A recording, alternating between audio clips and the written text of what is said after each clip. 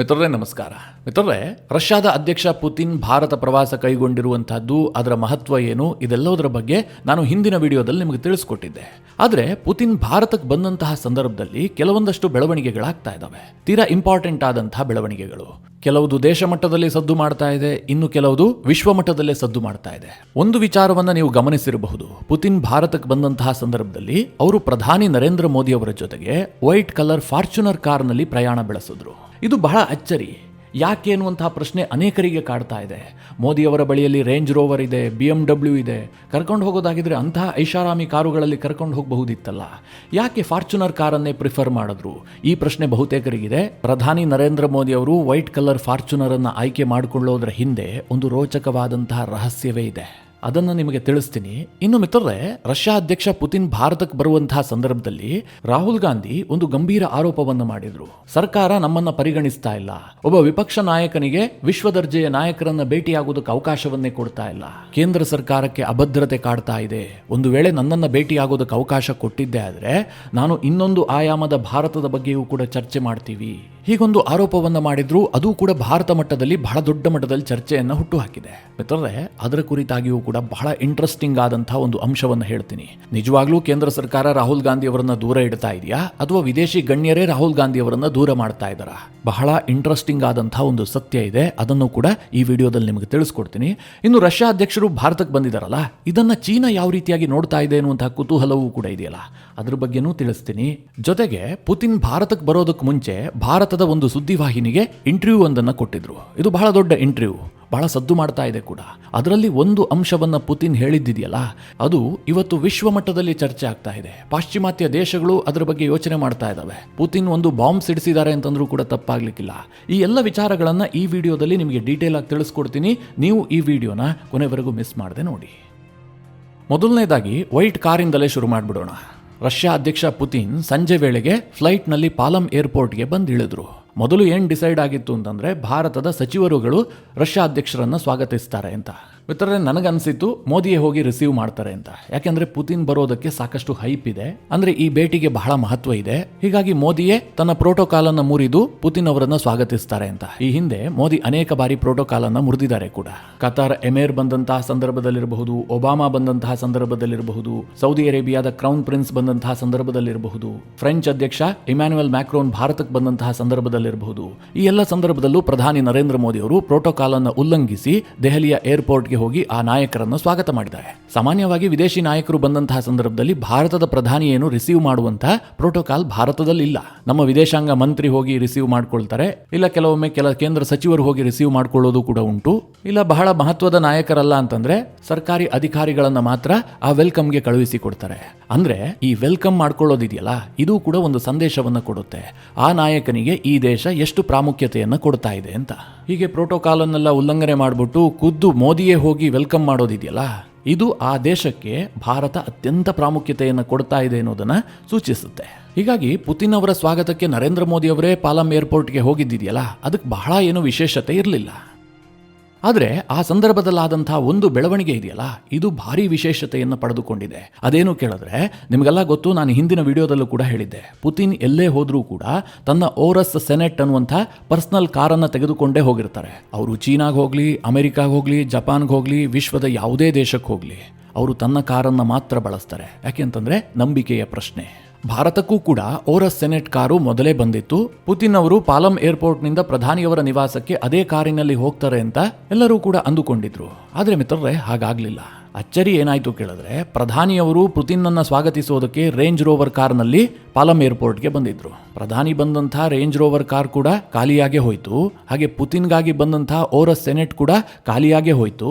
Putin ಮತ್ತು ಮೋದಿ ಒಟ್ಟಾಗಿ ಹೋಗಿ ಕುಳಿತಿದ್ದು ಮಾತ್ರ ಮಹಾರಾಷ್ಟ್ರ ರಿಜಿಸ್ಟ್ರೇಷನ್ನ ಒಂದು ವೈಟ್ ಕಲರ್ ಫಾರ್ಚುನರ್ ಕಾರಿನಲ್ಲಿ. ಮಿತ್ರರೇ, ಇದರ ರಹಸ್ಯದ ಬಗ್ಗೆ ಎಲ್ಲಾ ಮಾಧ್ಯಮಗಳಲ್ಲೂ ಕೂಡ ಚರ್ಚೆ ಆಗ್ತಾ ಇದೆ. ಯಾಕೋಸ್ಕರವಾಗಿ ಈ ವೈಟ್ ಕಲರ್ ಫಾರ್ಚುನರ್ ಕಾರನ್ನು ಚೂಸ್ ಮಾಡಿದ್ರು? ಒಂದು ಕಡೆ ಓರಸ್ ಸೆನೆಟ್ ಇತ್ತು, ಇನ್ನೊಂದು ಕಡೆಯಲ್ಲಿ ಮೋದಿ ಬಂದಂತಹ ರೇಂಜ್ ರೋವರ್ ಕಾರ್ ಇತ್ತು. ಇದು ಎರಡನ್ನೂ ಬಿಟ್ಟು ವೈಟ್ ಕಲರ್ನ ಒಂದು ಸಾಮಾನ್ಯವಾದಂತಹ ಫಾರ್ಚುನರ್ ಕಾರ್ನಲ್ಲಿ ಯಾಕೆ ಪ್ರಯಾಣ ಬೆಳೆಸಿದ್ರು? ಹೀಗೊಂದು ಪ್ರಶ್ನೆ ಇದೆ ಮಿತ್ರರೇ. ಇಲ್ಲಿ ಸಾಮಾನ್ಯವಾದ ಕಾರು ಅಂತಂದ್ರೆ ಇಲ್ಲೆಲ್ಲ ಫಾರ್ಚುನರ್ ಕಾರ್ಗಳು ಓಡಾಡ್ತಾ ಇರ್ತಾವಲ್ಲ, ಆ ಕಾರುಗಳು ಅಂತ ಅಂದುಕೊಳ್ಬೇಡಿ. ಅದು ಪ್ರಧಾನಿ ಸಂಚರಿಸೋದಕ್ಕೆ ಬೇಕಾದಂತಹ ಪ್ರೋಟೋಕಾಲ್ ಇರುವಂತಹ ಕಾರೇ ಆಗಿರುತ್ತೆ. ಅಂದ್ರೆ ಬುಲೆಟ್ ಪ್ರೂಫ್ ಆಗಿರಬೇಕು, ಅದು ಪಂಚರ್ ಆಗಬಾರ್ದು, ಇದೆಲ್ಲ ಏನೋ ಪ್ರೋಟೋಕಾಲ್ಗಳಿರ್ತಾವಲ್ಲ, ಆ ಪ್ರಕಾರವಾಗಿ ನಿರ್ಮಾಣವಾಗಿದ್ದಾಗಿರುತ್ತೆ. ಅಂದ್ರೆ ಪ್ರಶ್ನೆ ಏನು ಕೇಳಿದ್ರೆ ಯಾಕೆ ಫಾರ್ಚುನರ್? ಈ ಬಗ್ಗೆ ಯಾವುದೇ ಸ್ಪಷ್ಟತೆಯನ್ನ PMO ಕಚೇರಿ ಹೊರಡಿಸಿಲ್ಲ, ಇದಕ್ಕೋಸ್ಕರವಾಗಿ ಫಾರ್ಚುನರ್ ಕಾರನ್ನು ಸೆಲೆಕ್ಟ್ ಮಾಡಿದ್ರು ಅಂತ. ಆದರೆ ಕೆಲ ತಜ್ಞರು ಏನು ಅಭಿಪ್ರಾಯ ಪಟ್ಟಿದ್ದಾರೆ ಅಂತಂದ್ರೆ ಇದರ ಮೂಲಕವಾಗಿಯೂ ಕೂಡ ಪ್ರಧಾನಿ ಮತ್ತು ಪುತಿನ್ ಒಂದು ಸಂದೇಶವನ್ನು ಕೊಟ್ಟಿದ್ದಾರೆ ಅಂತ. ಅದೇನು ಕೇಳಿದ್ರೆ ಪ್ರಧಾನಿ ನರೇಂದ್ರ ಮೋದಿ ಅವರು ಮಾಮೂಲಿಯಾಗಿ ಬಳಸುವಂತಹ ಕಾರ್ ಇದೆಯಲ್ಲ, ಅದು ಒಂದು BMW ಇಲ್ಲ ರೇಂಜ್ ರೋವರ್. ಇದೆರಡೂ ಕೂಡ ಪಾಶ್ಚಿಮಾತ್ಯ ದೇಶಗಳ ಮೂಲದ್ದು. BMW ಬಂದು ಜರ್ಮನ್ ಮೇಡ್, ಹಾಗೆ ರೇಂಜ್ ರೋವರ್ ಮೂಲವೂ ಕೂಡ UK. ಈಗ ನಿಮ್ಮ ಮನಸ್ಸಿನಲ್ಲಿ ಇನ್ನೊಂದು ಪ್ರಶ್ನೆ ಬಂದಿರಬಹುದು, ಹಾಗಾದ್ರೆ ಏನು ಟೊಯೋಟಾ ಭಾರತದ್ದ ಅಂತ? ಖಂಡಿತವಾಗ್ಲೂ ಅಲ್ಲ ಮಿತ್ರರೇ. ಟೊಯೋಟಾ ಕೂಡ ಜಪಾನ್ ಮೂಲದ್ದೇ. ಆದರೆ ಟೊಯೋಟಾವನ್ನ ಕಂಪ್ಲೀಟ್ ಆಗಿ ಭಾರತದಲ್ಲೇ ಬಿಲ್ಡ್ ಮಾಡಲಾಗುತ್ತೆ. ಅದು totally make in India car. ಹೀಗಾಗಿ ಪುತಿನ್ ಮತ್ತು ಮೋದಿ ಟೊಯೋಟಾ ಕಾರನ್ನೇ ಚೂಸ್ ಮಾಡಿದ್ದಾರೆ. ಇದು ತಜ್ಞರ ಅಭಿಪ್ರಾಯ, ಸತ್ಯ ಇದೆ ಅಂತ ಕೂಡ ಅನಿಸ್ತಾ ಇದೆ. ಯಾಕೆ ಓರಸ್ ಸೆನೆಟ್ ನಲ್ಲಿ ಹೋಗಿಲ್ಲ ಕೇಳಿದ್ರೆ ಮಿತ್ರರೇ, ಓರಸ್ ಸೆನೆಟ್ ಇದೆಯಲ್ಲ, ಅದು ರಷ್ಯನ್ ಮೇಡ್, ಪುತಿನ್ ಬಳಸುವಂತಹ ಕಾರ್. ಪುತಿನ್ ಈಗ ಭಾರತದ ಅತಿಥಿ. ಇಲ್ಲಿ ಬಂದಂತಹ ಸಂದರ್ಭದಲ್ಲಿ ತನ್ನ ಕಾರಿನಲ್ಲಿ ಮೋದಿಯನ್ನು ಕೂರಿಸ್ಕೊಂಡು ಮೋದಿಯವರ ನಿವಾಸಕ್ಕೆ ಹೋಗುವಂತಹದ್ದು ಸಂಪ್ರದಾಯದ ಪ್ರಕಾರವಾಗಿ ಅಷ್ಟು ಸರಿ ಅನ್ಸಲ್ಲ. ಮೋದಿಗಷ್ಟು ಗೌರವ ಕೊಟ್ಟಂಗೆ ಕೂಡ ಅನ್ಸೋದಿಲ್ಲ. ಬದಲಾಗಿ ಮೋದಿಯವರು ಯಾವ ಕಾರನ್ನು ಬಳಸ್ತಾರೋ ಅದರಲ್ಲಿ ಹೋಗುವಂತಹದ್ದು ಇದೆಯಲ್ಲ, ಅದು ಒಂದು ಸಂದೇಶವನ್ನು ಪಾಸ್ ಮಾಡಿದಂತಾಗುತ್ತೆ, ಮೋದಿ ಅವರಿಗೆ ಗೌರವ ಕೊಟ್ಟಂತಾಗತ್ತೆ. ಹೀಗಾಗಿ ಓರಸ್ ಸೆನೆಟ್ ಕಾರನ್ನು ಖಾಲಿ ಬರೋದಕ್ಕೆ ಹೇಳಿ ಪುತಿನ್ ಅವರು ನರೇಂದ್ರ ಮೋದಿ ಅವರ ಕಾರಿನಲ್ಲೇ ಮೋದಿಯವರ ನಿವಾಸಕ್ಕೆ ಬಂದಿಳಿದಿದ್ದಾರೆ. ಇದಿಷ್ಟು ಕಾರಿನ ವಿಚಾರವಾದರೆ, ಇನ್ನು ಮಿತ್ರರೇ, ಪುತಿನ್ ಭಾರತಕ್ಕೆ ಬರುವಂತಹ ಸಂದರ್ಭದಲ್ಲಿ ರಾಹುಲ್ ಗಾಂಧಿ ಅವರು ಒಂದು ಗಂಭೀರವಾದಂತಹ ಆರೋಪ ಮಾಡಿದ್ರು. ಆ ಆರೋಪ ಏನಾಗಿತ್ತು ಕೇಳಿದ್ರೆ, ಇವತ್ತು ವಿದೇಶಿ ಗಣ್ಯರು ಭಾರತಕ್ಕೆ ಬರುವಂತಹ ಸಂದರ್ಭದಲ್ಲಿ LOPಯನ್ನು ದೂರದಲ್ಲಿಡಲಾಗ್ತಾ ಇದೆ. ಅಂದರೆ ಭಾರತದ ಅಪೋಸಿಷನ್ ಲೀಡರ್ಗೆ ವಿದೇಶಿ ಗಣ್ಯರ ಭೇಟಿಗೆ ಸರ್ಕಾರ ಅವಕಾಶವನ್ನೇ ಕಲ್ಪಿಸ್ತಾ ಇಲ್ಲ. ಹೀಗಂತ ರಾಹುಲ್ ಗಾಂಧಿ ಗಂಭೀರ ಆರೋಪವನ್ನೇ ಮಾಡಿದ್ರು. ಈ ಹಿಂದೆ ಅಟಲ್ ಬಿಹಾರಿ ವಾಜಪೇಯಿ ಇರಬಹುದು, ಮನಮೋಹನ್ ಸಿಂಗ್ ಇರಬಹುದು, ಅವರ ಕಾರ್ಯಾವಧಿಯಲ್ಲಿ ವಿದೇಶಿ ಗಣ್ಯರು ಭಾರತಕ್ಕೆ ಬಂದಂತಹ ಸಂದರ್ಭದಲ್ಲಿ ಅವರ ಭೇಟಿಗೆ ವಿಪಕ್ಷದ ನಾಯಕರಿಗೂ ಕೂಡ ಅವಕಾಶವನ್ನು ಕಲ್ಪಿಸಲಾಗ್ತಾ ಇತ್ತು. ಆದರೆ ಇವತ್ತಿನ ಸರ್ಕಾರ ಅದನ್ನು ಮಾಡ್ತಾ ಇಲ್ಲ. ಪ್ರಧಾನಿ ನರೇಂದ್ರ ಮೋದಿ ಅವರು ನಮ್ಮನ್ನು ದೂರ ಇಡ್ತಾ ಇದ್ದಾರೆ. ಅಷ್ಟು ಮಾತ್ರ ಅಲ್ಲ, ವಿದೇಶಿ ಗಣ್ಯರಿಗೆ ಸ್ಪಷ್ಟವಾಗಿ ಸರ್ಕಾರ ಹೇಳ್ತಾ ಇದೆ, ನೀವು ಯಾವ ಕಾರಣಕ್ಕೂ ಕೂಡ LOPಯನ್ನು ಭೇಟಿ ಆಗಬಾರ್ದು ಅಂತ. ಈ ಬಗ್ಗೆ ನನಗೆ ವಿದೇಶಿ ಗಣ್ಯರಿಂದಲೇ ಮೆಸೇಜ್ ಸಿಕ್ಕಿದೆ ಅಂತ ರಾಹುಲ್ ಗಾಂಧಿ ಒಂದು ಬಾಂಬ್ ಸಿಡಿಸಿದ್ರು. ಇಷ್ಟಕ್ಕೆ ರಾಹುಲ್ ಗಾಂಧಿ ಮಾತನ್ನ ನಿಲ್ಲಿಸಿಲ್ಲ, ಮುಂದುವರೆದು ಹೇಳ್ತಾರೆ, ಹಿಂದೂಸ್ತಾನವನ್ನ ಕೇವಲ ಸರ್ಕಾರ ಮಾತ್ರ ರೆಪ್ರೆಸೆಂಟ್ ಮಾಡೋದಿಲ್ಲ, ನಾವು ವಿಪಕ್ಷದವರು ಕೂಡ ರೆಪ್ರೆಸೆಂಟ್ ಮಾಡ್ತೀವಿ. ವಿದೇಶಿ ನಾಯಕರು ಭಾರತಕ್ಕೆ ಬಂದಂತಹ ಸಂದರ್ಭದಲ್ಲಿ ಸರ್ಕಾರ ಏನು ಹೇಳುತ್ತೋ ಅದಕ್ಕೆ ಇನ್ನೊಂದು ಆಯಾಮವನ್ನು ಕೊಡುವಂತಹ ಕೆಲಸವನ್ನು ವಿಪಕ್ಷವಾಗಿ ನಾವು ಮಾಡ್ತೀವಿ. ಹೀಗಾಗಿ ನಮಗೂ ಕೂಡ ಭೇಟಿಗೆ ಅವಕಾಶ ಕೊಡಬೇಕಾಗಿತ್ತು, ಆದರೆ ಇವತ್ತಿನ ಸರ್ಕಾರ ಅದಕ್ಕೆ ಅವಕಾಶ ಕೊಡ್ತಾ ಇಲ್ಲ. ಯಾಕೆ ಕೇಳಿದ್ರೆ ಅವರಿಗೆ ಅಭದ್ರತೆ ಕಾಡ್ತಾ ಇದೆ. ಹೀಗಂತ ರಾಹುಲ್ ಗಾಂಧಿ ಅವರು ನೇರಾನೇರವಾಗಿ ಸರ್ಕಾರದ ಮೇಲೆ ಆರೋಪವನ್ನು ಹೊರಿಸಿದ್ರು. ಆದರೆ ಮಿತ್ರರೇ, ನನಗೆ ಆ ಕ್ಷಣದಲ್ಲೇ ಇದರಲ್ಲಿ ಸತ್ಯ ಇಲ್ಲ ಅಂತ ಅನಿಸೋದಕ್ಕೆ ಶುರುವಾಗಿತ್ತು. ಯಾಕೆ ಕೇಳಿದ್ರೆ, ಇದೇ ರಾಹುಲ್ ಗಾಂಧಿ ಅವರು ಭಾರತಕ್ಕೆ ವಿದೇಶಿ ನಾಯಕರು ಬಂದಂತಹ ಸಂದರ್ಭದಲ್ಲಿ ಭೇಟಿಯಾದಂತಹ ಫೋಟೋಗಳನ್ನು ನಾನೇ ನೋಡಿದ್ದೆ, ಆ ಸುದ್ದಿಯನ್ನು ಕೂಡ ಓದಿದ್ದೆ. ಹೀಗಾಗಿ ರಾಹುಲ್ ಗಾಂಧಿ ಹೇಳ್ತಿರೋದ್ರಲ್ಲಿ ಪೂರ್ಣ ಸತ್ಯ ಇಲ್ಲ ಅನ್ನುವಂಥದ್ದು ಗೊತ್ತಾಗಿತ್ತು. ಆದರೆ ಯಾಕೆ ರಾಹುಲ್ ಗಾಂಧಿಗೆ ಹೆಚ್ಚು ಅವಕಾಶ ಸಿಗ್ತಾ ಇಲ್ಲ? ಈ ಪ್ರಶ್ನೆಯನ್ನು ಹುಡುಕಿ ನಾನೊಂದು ಸ್ವಲ್ಪ ರಿಸರ್ಚ್ ಮಾಡಿದೆ. ಆಗ ಇದರ ಹಿಂದಿನ ರಹಸ್ಯ ಏನು ಅನ್ನುವಂಥದ್ದು ಗೊತ್ತಾಯಿತು. ಮಿತ್ರರೇ, ಮೊದಲನೇದಾಗಿ ವಿದೇಶಿ ಗಣ್ಯರ ಪ್ರವಾಸ ಇದೆಯಲ್ಲ, ಇದು ಯಾವ ರೂಪದಲ್ಲಿ ನಿಗದಿ ಆಗುತ್ತೆ ಅಂತಂದ್ರೆ ಅದಕ್ಕೊಂದು ಸರ್ಟನ್ ಪ್ರೋಟೋಕಾಲ್ ಇರುತ್ತೆ. ಈಗ ಯಾವ ದೇಶದ ನಾಯಕರು ಭಾರತಕ್ಕೆ ಪ್ರವಾಸ ಮಾಡ್ತಾ ಇರ್ತಾರೋ ಆ ದೇಶದ ವಿದೇಶಾಂಗ ಇಲಾಖೆ ಹಾಗೂ ಭಾರತದ ವಿದೇಶಾಂಗ ಇಲಾಖೆ ಮೊದಲಿಗೆ ಎಂಗೇಜ್ ಆಗಿರ್ತವೆ. ನಾನು ಮೊದಲೇ ನಿಮಗೆ ಹೇಳಿದ್ದೀನಿ, ದೊಡ್ಡ ನಾಯಕರ ಭೇಟಿಯ ಸಂದರ್ಭದಲ್ಲಿ ಬಹಳ ತಿಂಗಳ ಕಾಲ ಇದಕ್ಕೋಸ್ಕರವಾಗಿ ವರ್ಕೌಟ್ ಮಾಡಲಾಗಿರುತ್ತೆ. ಏನೋ ಒಂದು ಫೋನ್ ಮಾಡಿ ಹೇಳ್ಬಿಟ್ಟು ನಾನು ಬರ್ತಾ ಇದ್ದೀನಿ, ನೀವು ರೆಡಿ ಮಾಡ್ಕೊಂಡಿರಿ ಅಂತ ಹೇಳಿ ಬರೋದಲ್ಲ. ಪುತಿನ್ ಬರೋದಕ್ಕೆ ಮುಂಚೆ ಯಾವ್ಯಾವ ರೀತಿಯ ಬೆಳವಣಿಗೆಗಳು ನಡೆದಿದ್ವು ಅಂತ ನಿಮಗೆಲ್ಲ ಗೊತ್ತೇ ಇದೆ. ಭಾರತದ ವಿದೇಶಾಂಗ ಸಚಿವರು ರಷ್ಯಾಗೆ ಹೋಗಿದ್ರು, ರಷ್ಯಾ ವಿದೇಶಾಂಗ ಸಚಿವರು ಭಾರತಕ್ಕೆ ಬಂದಿದ್ರು, ಭಾರತದ NSA ರಷ್ಯಾಗೆ ಹೋಗಿದ್ರು. ಹೀಗೆ ಪೂರ್ವ ತಯಾರಿಗಳು ಸಾಕಷ್ಟು ನಡೆದಿತ್ತು. ಅಂದರೆ ಪುತಿನ್ ಅವರ ಭಾರತದ ಪ್ರವಾಸದಲ್ಲಿ ಪ್ರತಿಯೊಂದು ಪ್ರೋಗ್ರಾಮ್ ಅನ್ನು ಕೂಡ ಮೊದಲೇ ನಿಗದಿ ಮಾಡಲಾಗಿರುತ್ತೆ. ಪುತಿನ್ ಎಷ್ಟೊತ್ತಿಗೆ ಭಾರತಕ್ಕೆ ಬರ್ತಾರೆ, ಯಾವ್ಯಾವ ಕಾರ್ಯಕ್ರಮದಲ್ಲಿ ಭಾಗಿಯಾಗ್ತಾರೆ, ಯಾರ್ಯಾರನ್ನ ಭೇಟಿ ಆಗ್ತಾರೆ, ಯಾವ್ಯಾವ ಸ್ಥಳಕ್ಕೆ ಭೇಟಿ ಕೊಡ್ತಾರೆ, ಇದೆಲ್ಲವೂ ಕೂಡ ಮೊದಲೇ ನಿಗದಿಯಾಗಿರುತ್ತೆ. ಇಲ್ಲಿ ಮಿತ್ರರೇ, ಭಾರತದ ಪಾತ್ರಕ್ಕಿಂತಲೂ ಹೆಚ್ಚಾಗಿ ಯಾರನ್ನ ಭೇಟಿಯಾಗಬೇಕು, ಯಾವ್ಯಾವ ಮಾತುಕತೆ ನಡೆಸಬೇಕು ಅನ್ನೋದನ್ನು ನಿರ್ಧಾರ ಮಾಡುವಂಥದ್ದು ರಷ್ಯಾದ ವಿದೇಶಾಂಗ ಇಲಾಖೆ. ಈಗ ಪುತಿನ್ ಭಾರತಕ್ಕೆ ಬಂದ್ರಲ್ಲ, ಅವ್ರ ಜೊತೆಗೆ ರಕ್ಷಣಾ ಸಚಿವರೂ ಬಂದಿದ್ದಾರೆ, ಕಾಮರ್ಸ್ ಮಿನಿಸ್ಟರ್ ಬಂದಿದ್ದಾರೆ, ಬೇರೆ ಬೇರೆ ಇಲಾಖೆಯ ಮಂತ್ರಿಗಳು ಬಂದಿದ್ದಾರೆ. ಅವರೆಲ್ಲರೂ ಯಾರನ್ನ ಭೇಟಿಯಾಗಬೇಕು ಅಂತ ರಷ್ಯಾದ ವಿದೇಶಾಂಗ ಇಲಾಖೆ ಮೊದಲೇ ನಿರ್ಧಾರ ಮಾಡಿರುತ್ತೆ. ಭಾರತದ ವಿದೇಶಾಂಗ ಇಲಾಖೆಯ ಜೊತೆಗೆ ಕೋಆರ್ಡಿನೇಟ್ ಮಾಡಿ ಆ ಮೀಟಿಂಗ್ಗಳನ್ನು ಫಿಕ್ಸ್ ಮಾಡಲಾಗಿರುತ್ತೆ. ಹೀಗಿರುವಂತಹ ಸಂದರ್ಭದಲ್ಲಿ ರಾಹುಲ್ ಗಾಂಧಿ ಅಂದ್ರೆ ಭಾರತದ ವಿಪಕ್ಷ ನಾಯಕರನ್ನ ಪುತಿನ್ ಭೇಟಿಯಾಗಬೇಕಾದ್ರೆ ರಷ್ಯಾದ ವಿದೇಶಾಂಗ ಇಲಾಖೆ ಮತ್ತು ಪುತಿನ್ ಅವರೇ ನಿರ್ಧಾರ ಮಾಡಬೇಕು. ಪ್ರಧಾನಿ ನರೇಂದ್ರ ಮೋದಿ ಪುತಿನ್ಗೆ ನೀವು ಸ್ವಲ್ಪ ರಾಹುಲ್ ಗಾಂಧಿಯನ್ನ ಭೇಟಿಯಾಗಿ ಹೋಗಿ ಅವ್ರು ಇನ್ನೊಂದು ಆಯಾಮವನ್ನ ಕೂಡ ನಿಮಗೆ ಕೊಡ್ತಾರೆ ಅಂತ ಹೇಳೋದಕ್ಕೆ ಸಾಧ್ಯ ಇಲ್ಲ. ಅದನ್ನ ಪುತಿನ್ ಡಿಸೈಡ್ ಮಾಡಬೇಕು, ರಷ್ಯಾದ ಸರ್ಕಾರ ಡಿಸೈಡ್ ಮಾಡಬೇಕು. ಸಾಮಾನ್ಯವಾಗಿ ವಿದೇಶಿ ನಾಯಕರು ವಿಪಕ್ಷದ ನಾಯಕರನ್ನ ಭೇಟಿಯಾಗ್ತಾರೆ. ಪ್ರಜಾಪ್ರಭುತ್ವ ವ್ಯವಸ್ಥೆಯಲ್ಲಿ ಅದು ಇಂಪಾರ್ಟೆಂಟ್ ಕೂಡ ಆಗುತ್ತೆ. ಯಾಕೆ ಕೇಳಿದ್ರೆ, ಯಾವುದೇ ಪಕ್ಷವೂ ಕೂಡ ಒಂದು ದೇಶದಲ್ಲಿ ಶಾಶ್ವತವಾಗಿ ಅಧಿಕಾರದಲ್ಲಿರೋದಿಲ್ಲ. ಇವತ್ತು ಬಿಜೆಪಿ ಇರಬಹುದು, ನಾಳೆ ಕಾಂಗ್ರೆಸ್ ಅಧಿಕಾರಕ್ಕೆ ಬರಬಹುದು ಅಂತೇಳಿ ಅವರು ಯೋಚನೆ ಮಾಡ್ತಾ ಇರ್ತಾರೆ. ಯಾವಾಗ ವಿಪಕ್ಷಗಳು ತೀರಾ ಡಮ್ಮಿಯಾಗಿ ಕಾಣ್ತವೆ ಆಗ ಸ್ವಲ್ಪ ಅವರು ಅವಾಯ್ಡ್ ಮಾಡ್ತಾರೋ ಏನೋ, ನನಗಂತೂ ಗೊತ್ತಿಲ್ಲ. ಇದು ನನ್ನ ಯೋಚನೆ ಅಷ್ಟೇ. ಈ ಹಿಂದೆ ಭಾರತದಲ್ಲಿ ಸಮರ್ಥವಾದಂತಹ ವಿಪಕ್ಷಗಳಿದ್ವು, ಅಂದ್ರೆ ಬಹಳ ಗಟ್ಟಿಯಾಗಿರ್ತಾ ಇತ್ತು. ಅಧಿಕಾರ ಯಾವಾಗ ಬೇಕಾದರೂ ಬದಲಾಗಬಹುದು ಅನ್ನುವಂತಹ ವಾತಾವರಣ ಇರ್ತಾ ಇತ್ತು. ಹೀಗಾಗಿ ವಿಪಕ್ಷ ನಾಯಕರಿಗೂ ಕೂಡ ಬಹಳ ಹೆಚ್ಚಿನ ಪ್ರಾಧಾನ್ಯತೆಯನ್ನ ಬೇರೆ ಬೇರೆ ದೇಶದ ಗಣ್ಯರು ಕೊಡ್ತಾ ಇದ್ರೇನೋ. ಇತ್ತೀಚಿನ ದಿನಗಳಲ್ಲಿ ಸ್ವಲ್ಪ ಅದು ಕಡಿಮೆ ಆಗಿದೆ, ಅದು ಎದ್ದು ಕಾಣ್ತಾ ಇದೆ ಕೂಡ. ಅದಕ್ಕೆ ಸರ್ಕಾರವನ್ನ ಹೊಣೆ ಮಾಡಿ ಆರೋಪ ಮಾಡೋದ್ರಲ್ಲಿ ಯಾವುದೇ ಅರ್ಥ ಇಲ್ಲ.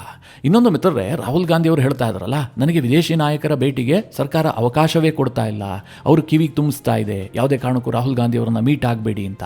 ಇದು ಶುದ್ಧ ಸುಳ್ಳು. ಯಾಕೆ ಅಂತಂದ್ರೆ ರಾಹುಲ್ ಗಾಂಧಿ ಅವರು LOP ಆದ ಬಳಿಕ ಅನೇಕ ಗಣ್ಯರನ್ನ ಭೇಟಿಯಾಗಿದ್ದಾರೆ, ಭಾರತದಲ್ಲೇ ಭೇಟಿಯಾಗಿದ್ದಾರೆ. ಮೊದಲನೇದಾಗಿ ಹೇಳಬೇಕು ಅಂತಂದ್ರೆ 10 ಜೂನ್ 2024 ಆಗ ಶೇಖ್ ಹಸೀನಾ ಬಾಂಗ್ಲಾದೇಶದ ಅಧ್ಯಕ್ಷರಾಗಿದ್ದರು. ಅವರು ಭಾರತಕ್ಕೆ ಬಂದಂತಹ ಸಂದರ್ಭದಲ್ಲಿ ಸೋನಿಯಾ ಗಾಂಧಿ ಅವರನ್ನು ಭೇಟಿಯಾಗಿದ್ರು, ರಾಹುಲ್ ಗಾಂಧಿ ಅವರನ್ನು ಕೂಡ ಭೇಟಿಯಾಗಿದ್ರು. ಹಾಗೆ 21 ಆಗಸ್ಟ್ 2024 ಮಲೇಷ್ಯಾದ PM ಭಾರತ ಪ್ರವಾಸವನ್ನು ಕೈಗೊಂಡಿದ್ರು. ಆ ಸಂದರ್ಭದಲ್ಲೂ ಕೂಡ ರಾಹುಲ್ ಗಾಂಧಿ ಮಲೇಷ್ಯಾ PM ಅನ್ನ ಭೇಟಿಯಾಗಿದ್ರು. ಹಾಗೆ 8 ಮಾರ್ಚ್ 2025 ನ್ಯೂಜಿಲೆಂಡ್ PM ಅನ್ನ ಕೂಡ ರಾಹುಲ್ ಗಾಂಧಿ ಭೇಟಿಯಾಗಿದ್ರು. ಹಾಗೆ 16 ಸೆಪ್ಟೆಂಬರ್ 2025 ಮಾರಿಷಸ್ನ PM ಅನ್ನ ಕೂಡ ರಾಹುಲ್ ಗಾಂಧಿ ಭೇಟಿಯಾಗಿದ್ರು. ಇನ್ನು ಮಿತ್ರರೇ, ರಾಹುಲ್ ಗಾಂಧಿ ಅವರು ಹೇಳ್ತಾ ಇದ್ರಲ್ಲ, ಒಂದು ವೇಳೆ ನಾನು ವಿದೇಶಿ ನಾಯಕರನ್ನ ಭೇಟಿಯಾದ್ರೆ ಸರ್ಕಾರಕ್ಕೆ ಅಭದ್ರತೆ ಉಂಟಾಗುತ್ತೆ ಅಂತ. ನನಗೆ ಸರ್ಕಾರಕ್ಕೆ ಮಾತ್ರ ಅಭದ್ರತೆ ಉಂಟಾಗುತ್ತೆ ಅಂತ ಅನ್ನಿಸ್ತಾ ಇಲ್ಲ, ಭಾರತಕ್ಕೆ ಅಭದ್ರತೆ ಉಂಟಾದರೂ ಆಗಬಹುದೇನೋ ಅಂತ ಅನ್ನಿಸ್ತಾ ಇದೆ. ಯಾಕೆ ಅಂತಂದರೆ ರಾಹುಲ್ ಗಾಂಧಿ ಭಾರತವನ್ನು ವಿದೇಶದಲ್ಲಿ ಯಾವ ರೀತಿಯಾಗಿ ಪ್ರತಿನಿಧಿಸ್ತಾರೆ, ಯಾವ ರೀತಿಯಾಗಿ ಭಾರತಕ್ಕೆ ಇನ್ನೊಂದು ಆಯಾಮವನ್ನು ಕೊಡ್ತಾರೆ ಅಂತ ಇಡೀ ಜಗತ್ತೇ ನೋಡಿದೆ. ಭಾರತೀಯರು ಪ್ರತಿಯೊಬ್ಬರಿಗೂ ಕೂಡ ಅರ್ಥ ಆಗಿದೆ. ಒಮ್ಮೆಯಾದರೂ ಕೂಡ ರಾಹುಲ್ ಗಾಂಧಿ ಅವರು ವಿದೇಶಕ್ಕೆ ಹೋಗ್ಬಿಟ್ಟು ಭಾರತವನ್ನು ಹೊಗಳಿದಂತಹ ಉದಾಹರಣೆ ಇದೆಯಾ? ಅವರು ಹೊಗಳುವಂತಹದ್ದು ಚೈನಾ ನಮಗಿಂತಲೂ ಕೂಡ ಸಿಕ್ಕಾಪಟ್ಟೆ ಶಕ್ತಿಶಾಲಿ ಆಗಿದೆ, ಭಾರತ ವೀಕ್ ಆಗಿದೆ, ಭಾರತದ ಪಾಲಿಸಿಗಳೇ ಸರಿ ಇಲ್ಲ, ನಾವೇನಕ್ಕೂ ಆಗದೇ ಇದ್ದವರು ಅಂತಲೇ ರಾಹುಲ್ ಗಾಂಧಿ ಮಾತನಾಡೋದು. ಹೀಗಾಗಿ ಪುತಿನ್ ಅವರನ್ನ ಭೇಟಿ ಆದರೂ ಕೂಡ ರಾಹುಲ್ ಗಾಂಧಿ ಯಾವ ಆಯಾಮವನ್ನು ಕೊಡಬಹುದು ಅಂತ ನಿಮಗೆಲ್ಲ ಗೊತ್ತಲ್ಲ. ಆಪರೇಷನ್ ಸಿಂಧೂರದ ವೇಳೆ ಮೋದಿ ಹೇಳಿದ್ದು ಯಾವುದೂ ಸತ್ಯ ಅಲ್ಲ, ನಮ್ಮದಿಷ್ಟು ಜೆಟ್ಗಳು ಬಿದ್ದಿದೆ ಅನ್ನುವಂಥ ಆರೋಪವನ್ನು ಪಾಕಿಸ್ತಾನ ಮಾಡ್ತಾ ಇದೆ, ನನಗದು ಸತ್ಯ ಅಂತ ಅನ್ನಿಸ್ತಾ ಇದೆ. ಭಾರತದ GDP 8.2 ಎರಡನೇ ಕ್ವಾರ್ಟರ್ನಲ್ಲಿ ದಾಖಲಾಗಿದೆಯಲ್ಲ, ಇದೆಲ್ಲ ಏನು ಸತ್ಯ ಅಲ್ಲ. ಅವತ್ತು ಟ್ರಂಪ್ ಹೇಳಿದ್ರಲ್ಲ ಡೆಡ್ ಎಕಾನಮಿ ಅಂತ, ಅದೇ ಸತ್ಯ. ಬಹುಶಃ ಇದನ್ನೆಲ್ಲ ಪುತಿನ್ ಅವರಿಗೆ ರಾಹುಲ್ ಗಾಂಧಿ ಕನ್ವೆ ಮಾಡೋದಕ್ಕೆ ಯತ್ನ ಮಾಡಬಹುದೇನೋ. ಇದಕ್ಕೆ ರಾಹುಲ್ ಗಾಂಧಿ ಅವರು ಹೇಳಿದ್ದು ಇನ್ನೊಂದು ಆಯಾಮ ಅಂತ. ನನಗನ್ಸುತ್ತೆ ಕೇಂದ್ರ ಸರ್ಕಾರ ಇದರ ಬಗ್ಗೆ ಗಂಭೀರವಾಗಿ ಯೋಚನೆ ಮಾಡಬೇಕು. ರಾಹುಲ್ ಗಾಂಧಿ ಅವರಿಗೂ ಕೂಡ ವಿದೇಶಿ ನಾಯಕರನ್ನ ಭೇಟಿಗೆ ಅವಕಾಶವನ್ನು ಕಲ್ಪಿಸಬೇಕು. ಅದರಲ್ಲೂ ಮುಖ್ಯವಾಗಿ ಮುಂದೆ ಇಸ್ರೇಲ್ನ ಪ್ರಧಾನಿ ಭಾರತ ಪ್ರವಾಸ ಕೈಗೊಳ್ತೀನಿ ಅಂತ ಹೇಳಿದ್ದಾರೆ. ಅಂದರೆ ನೆತನ್ಯಾಹು ಭಾರತಕ್ಕೆ ಬರ್ತಾ ಇದ್ದಾರೆ. ಆಗ ರಾಹುಲ್ ಗಾಂಧಿ ಅವರ ಭೇಟಿಗೊಂದು ಅವಕಾಶ ಕಲ್ಪಿಸಿಕೊಡಿ. ರಾಹುಲ್ ಗಾಂಧಿ ಹೋಗಿ ತಬ್ಬಿಕೊಂಡು ಇಸ್ರೇಲ್ನ ಪ್ರಧಾನಿಯನ್ನ ಸ್ವಾಗತ ಮಾಡಲಿ. ಒಂದು ವೇಳೆ ಸರ್ಕಾರ ಆ ಅವಕಾಶವನ್ನು ಕಲ್ಪಿಸಿಕೊಟ್ರೂ ಕೂಡ ಅದನ್ನು ಬಳಸ್ಕೊಳ್ಳುವಂತಹ ದಮ್ಮಾಗ್ಲಿ ತಾಕತ್ತಾಗ್ಲಿ ರಾಹುಲ್ ಗಾಂಧಿ ಅವರಿಗಿದೆಯಾ? ತಮ್ಮ ಬೆಂಬಲಿಗ ಬಾಂಧವರನ್ನ ನೆನೆಸ್ಕೊಂಡೇ ರಾಹುಲ್ ಗಾಂಧಿ ಬೆವ್ತು ಹೋಗ್ಬಿಡ್ತಾರೆ. ನೆತನ್ಯಾಹುಗೆ ಮುಖ ತೋರಿಸೋದಕ್ಕೂ ಹೋಗೋದಿಲ್ಲ. ಯಾಕೆ ಕೇಳಿದ್ರೆ ಬಾಂಧವರ ಕಾರಣದಿಂದ ಅಷ್ಟೋ ಇಷ್ಟೋ ಸೀಟ್ಗಳು ಬರ್ತಾ ಇದಾವಲ್ಲ, ಅದು ಕೂಡ ಬರೋದಿಲ್ಲ ಅನ್ನುವಂಥ ಭಯ ರಾಹುಲ್ ಗಾಂಧಿ ಅವರಿಗೆ ಕಾಡುತ್ತೆ. ಇದೆಲ್ಲ ರಾಹುಲ್ ಗಾಂಧಿ ಅವರ ಕಥೆಯಾದ್ರೆ, ಪುತಿನ್ ಅವರ ಭಾರತ ಪ್ರವಾಸವನ್ನು ಚೀನಾ ಯಾವ ರೀತಿಯಾಗಿ ನೋಡ್ತಾ ಇದೆ, ಇದು ಬಹಳ ಕುತೂಹಲಕಾರಿಯಾದಂಥ ವಿಚಾರ. ಯಾಕೆಂತಂದ್ರೆ ಪಾಶ್ಚಿಮಾತ್ಯ ಜಗತ್ತು ಈಗಾಗಲೇ ಕಳವಳವನ್ನು ವ್ಯಕ್ತಪಡಿಸ್ತಾ ಇದೆ. ಈ ಸಂದರ್ಭದಲ್ಲಿ ಪುತಿನ್ ಭಾರತ ಪ್ರವಾಸ ಚೀನಾಗೆ ಖುಷಿ ಕೊಟ್ಟಿದೆಯಾ ಅಥವಾ ಬೇಸರ ತರಿಸಿದೆಯಾ ನೋಡೋದಾದ್ರೆ, ಅವರ ಗ್ಲೋಬಲ್ ಟೈಮ್ಸ್ ನಲ್ಲಿ ಪಬ್ಲಿಷ್ ಆದಂತಹ ಒಂದು ಆರ್ಟಿಕಲ್ಲೇ ಈ ಪ್ರಶ್ನೆಗೆ ಉತ್ತರ ಕೊಡ್ತಾ ಇದೆ. ಅವ್ರೇನ್ ಹೇಳಿದ್ದಾರೆ ಅಂತಂದ್ರೆ, ಎರಡೂ ದೇಶಗಳ ಮೇಲೆ ಪಾಶ್ಚಿಮಾತ್ಯ ನಿರ್ಬಂಧಗಳು ಮತ್ತು ಒತ್ತಡಗಳು ಯಶಸ್ವಿ ಆಗೋದಿಲ್ಲ ಅನ್ನೋದಕ್ಕೆ ಪುತಿನ್ ಮತ್ತು ನರೇಂದ್ರ ಮೋದಿ ಅವರ ಭೇಟಿ ಸ್ಪಷ್ಟ ಸಂದೇಶ ಅಂತ ಚೀನಾ ಇದನ್ನು ಬಣ್ಣಿಸಿದೆ. ಆದರೆ ಅವರು ಗ್ಲೋಬಲ್ ಟೈಮ್ಸ್ನಲ್ಲಿ ಹೀಗೆ ಹೇಳಿರಬಹುದು, ಹಾಗಂತ ಪುತಿನ್ ಭಾರತಕ್ಕೆ ತೀರಾ ಹತ್ತಿರ ಆಗುವಂತಹದ್ದು, ಭಾರತದ ಜೊತೆಗೆ ಬಹಳ ದೊಡ್ಡ ಡಿಫೆನ್ಸ್ ಡೀಲ್ಗಳನ್ನು ಮಾಡಿಕೊಳ್ಳೋದನ್ನ ಚೈನಾ ಕೂಡ ಇಷ್ಟಪಡೋದಿಲ್ಲ. ಅದು ಕೂಡ ನಾವು ನೆನಪಿನಲ್ಲಿ ಇಟ್ಕೊಂಡಿರಬೇಕು. ಮಿತ್ರರೇ, ಈ ಪುತಿನ್ ಭೇಟಿಯ ಬಗ್ಗೆ ಸಾಕಷ್ಟು ವಿಚಾರಗಳನ್ನು ಹೇಳೋದಕ್ಕಿದೆ. ಎಲ್ಲವುದನ್ನ ಇದೇ ವಿಡಿಯೋದಲ್ಲಿ ಹೇಳೋದಕ್ಕೆ ಹೋಗೋದಿಲ್ಲ. ಒಂದು ಇಂಪಾರ್ಟೆಂಟ್ ವಿಚಾರವನ್ನು ಹೇಳಿ ಈ ವಿಡಿಯೋ ಎಂಡ್ ಮಾಡ್ತೀನಿ. ಪುತಿನ್ ಭಾರತಕ್ಕೆ ಬರೋದಕ್ಕೆ ಮುಂಚೆ ಭಾರತದ ಇಂಡಿಯಾ ಟುಡೇ ನ್ಯೂಸ್ ಚಾನಲ್ಗೆ ಒಂದು ಇಂಟರ್ವ್ಯೂವನ್ನು ಕೊಟ್ಟಿದ್ರು. ನನಗಂತೂ ಇಂಡಿಯಾ ಟುಡೇ ಅವರ ಆ ಪ್ರಯತ್ನಕ್ಕೆ ಬಹಳ ಖುಷಿ ಆಯಿತು. ಯಾಕೆ ಕೇಳಿದ್ರೆ BBC, CNN ಯಾವ ರೀತಿಯಾಗಿ ಇಂಟರ್ವ್ಯೂಗಳನ್ನು ಮಾಡುತ್ತೋ ಅದೇ ರೀತಿಯಾಗಿ ಇಂಡಿಯಾ ಟುಡೇದವರು ಕೂಡ ಇದನ್ನು ಕಂಡಕ್ಟ್ ಮಾಡಿದರು. ನಿಮಗೆಲ್ಲ ಗೊತ್ತು, ಪುತಿನ್ ಅವರಿಗೆ ತುಂಬ ಚೆನ್ನಾಗಿ ಇಂಗ್ಲೀಷ್ ಮಾತನಾಡೋದಕ್ಕೆ ಬರೋದಿಲ್ಲ. ಅಲ್ಪ ಸ್ವಲ್ಪ ಇಂಗ್ಲೀಷ್ ಬಂದರೂ ಕೂಡ ಅದನ್ನು ಅವರು ಓಪನ್ ಆಗಿ ತೋರಿಸ್ಕೊಳ್ಳೋದಿಲ್ಲ. ಅಂದರೆ ಇಂಟರ್ವ್ಯೂಗಳಲ್ಲೆಲ್ಲ ಇಂಗ್ಲೀಷ್ನಲ್ಲಿ ಅವರು ಯಾವುದೇ ಕಾರಣಕ್ಕೂ ಮಾತನಾಡೋದಿಲ್ಲ. ಹೀಗಾಗಿ ಪುತಿನ್ ಇಂಟರ್ವ್ಯೂ ಮಾಡಬೇಕು ಅಂತಂದರೆ ಅಲ್ಲಿ ರಷ್ಯನ್ ಲ್ಯಾಂಗ್ವೇಜ್ಗೆ ಟ್ರಾನ್ಸ್ಲೇಟ್ ಮಾಡುವಂತಹ ವ್ಯವಸ್ಥೆ ಕೂಡ ಬೇಕಾಗುತ್ತೆ. ಇಂಡಿಯಾ ಟುಡೇ ಅವರು ಅದನ್ನೆಲ್ಲ ಯಶಸ್ವಿಯಾಗಿ ನಿಭಾಯಿಸಿದ್ದಾರೆ. ಅದರಲ್ಲಿ ಇಂಡಿಯಾ ಟುಡೇಯ ಜರ್ನಲಿಸ್ಟ್ ಒಂದು ಪ್ರಶ್ನೆಯನ್ನು ಕೇಳ್ತಾರೆ. ಆ ಪ್ರಶ್ನೆಗೆ ಪುತಿನ್ ಕೊಟ್ಟಂತಹ ಉತ್ತರ ಇವತ್ತು ಗ್ಲೋಬಲ್ ಲೆವೆಲ್ನಲ್ಲಿ ಸದ್ದು ಮಾಡ್ತಾ ಇದೆ. ಆ ಪ್ರಶ್ನೆ ಏನಾಗಿತ್ತು ಕೇಳಿದ್ರೆ, ಉಕ್ರೇನ್ ಮತ್ತು ರಷ್ಯಾದ ಯುದ್ಧ ನಿಲ್ಲಿಸೋದಕ್ಕೆ ಟ್ರಂಪ್ ರಷ್ಯಾವನ್ನ G7 ಗ್ರೂಪ್ಗೆ ಸೇರಿಸಿಕೊಳ್ಳುವಂತಹ ಆಫರ್ ಅನ್ನು ಕೊಟ್ಟಿದ್ರಂತೆ. ಈ ಅರ್ಥದಲ್ಲಿ ಜರ್ನಲಿಸ್ಟ್ ಒಂದು ಪ್ರಶ್ನೆ ಕೇಳ್ತಾರೆ.